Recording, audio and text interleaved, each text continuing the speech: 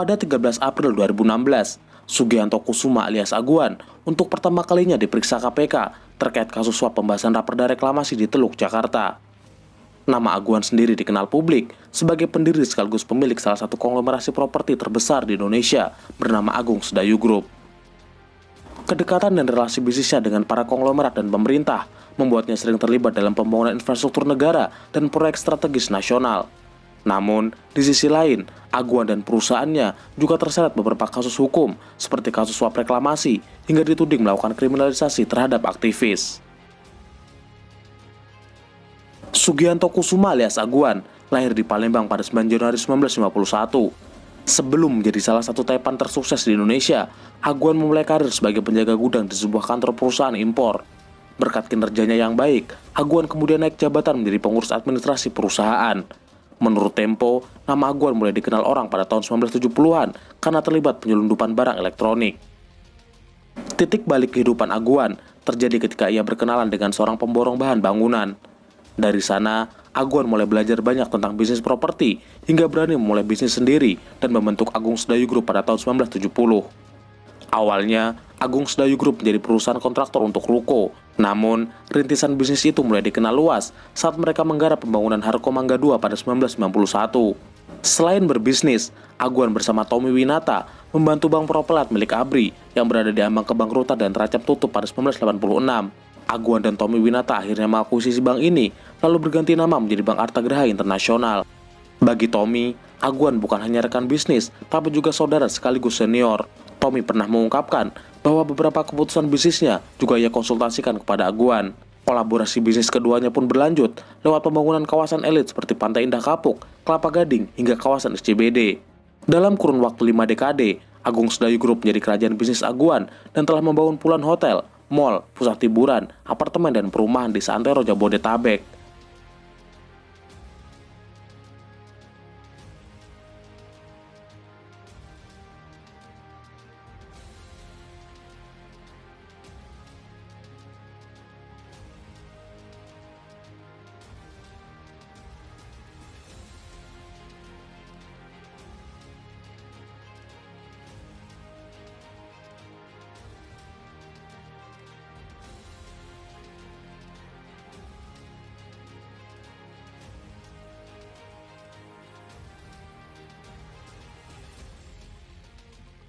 Jejaring bisnis yang menggurita membuat Aguan menjadi salah satu orang terkaya di Indonesia. Tidak diketahui secara pasti berapa total kekayaan Aguan.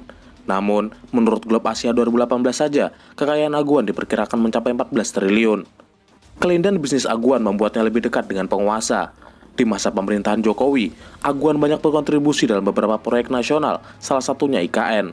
Aguan menjabat sebagai Ketua Konsorsium Nusantara yang berisi kumpulan investor dalam negeri seperti Antoni Salim, Franky Wijaya, Pui Sudarto, Budi Hartono, William Katuari, TP Rahmat, Boy Thohir, Prajogo Pangestu, Eka Chandra Negara, dan Surya Jaya. Konsorsium pimpinan Aguan ini menyuntikkan investasi sebesar 20 triliun untuk pembangunan IKN. Orang yang sangat sibuk, sangat sibuk. Mau jauh-jauh ke sini, pasti juga mau nonton beneran enggak sih Nusantara ini. Bagus enggak sih Nusantara ini, pasti akan memastikan itu. Dan enggak mungkin beliau-beliau ini mau memulai dengan 20 triliun kalau enggak ada cuannya. Dipikir beliau-beliau ini lembaga sosial, bukan. Datang menanamkan modalnya pasti akan mencari keuntungan yang sebesar-besar, dan itu wajar. Wajar.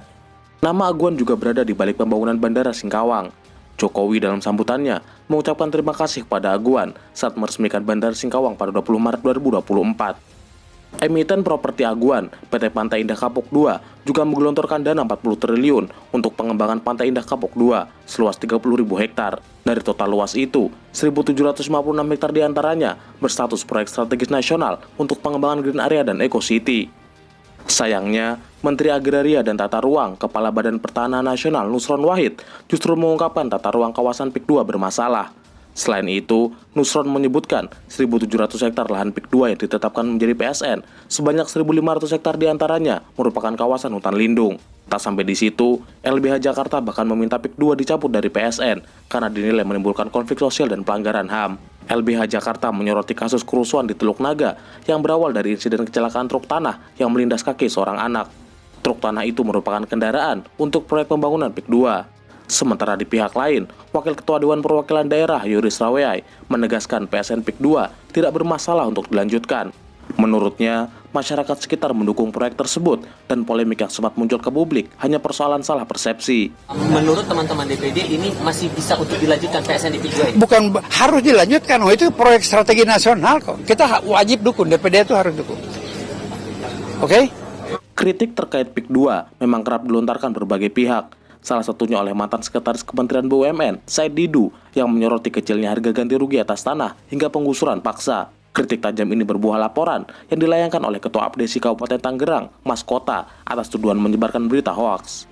Selain Said Didu, pengamat tata kota bernama Marco Kusuma Wijaya juga pernah dilaporkan ke polisi menggunakan pasal UU ITE karena mengkritik pasir putih di PIK 2 yang diambil dari Pulau Bangka pada 2021.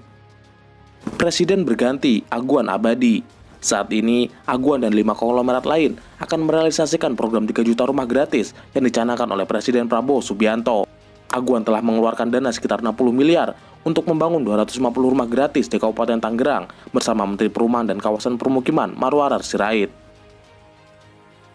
Pada 2016, Muhammad Sanusi, anggota DPRD DKI Jakarta dari fraksi Gerindra, ditangkap KPK karena menerima suap dari Presiden Direktur PT Agung Podomoro Land, Arisman Wijaya, guna memuluskan pembahasan raperda reklamasi Teluk Jakarta.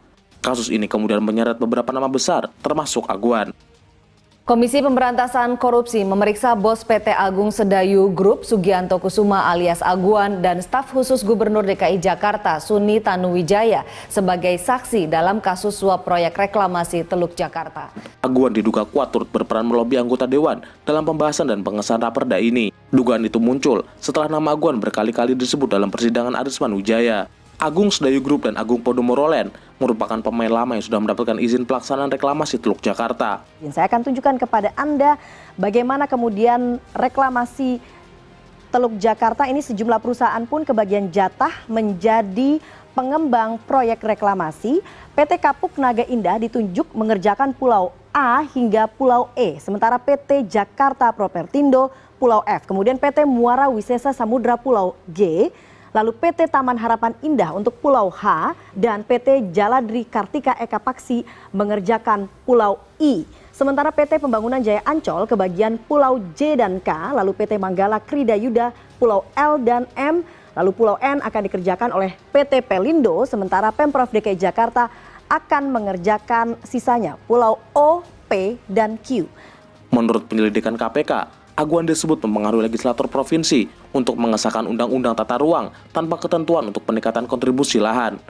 Beberapa saksi bahkan mengklaim bahwa pengembang menawarkan jumlah berkisar antara 2,5 miliar sampai 5 miliar kepada setiap anggota DPRD yang memberikan suara yang sesuai.